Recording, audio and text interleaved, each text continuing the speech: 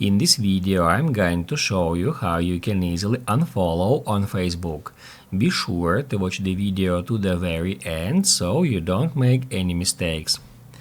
Let's get started, guys, and first off we need to open up Facebook app.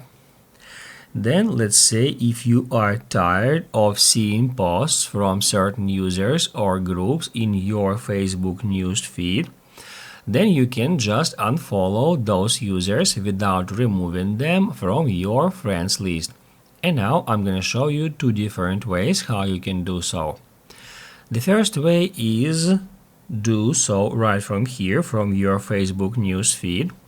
Once you find a user whom you would like to unfollow, you need to tap at their name to go to their Facebook profile. As you can see, currently this user is on my friends list. Now we need to tap right here at three dots, and here we can easily find following. If we tap right here, we'll be able to choose unfollow. Here, as you can see now, it is set to default. However, we can in this way easily switch it to unfollow to stop seeing posts from this particular user in our news feed without removing this user as our friend. As you can see, we still friends with that user. However, if you would like to unfollow several users, there is an easier way. To do that, we need to hit right here at menu and then select friends. After that, tap at the very top at your friends.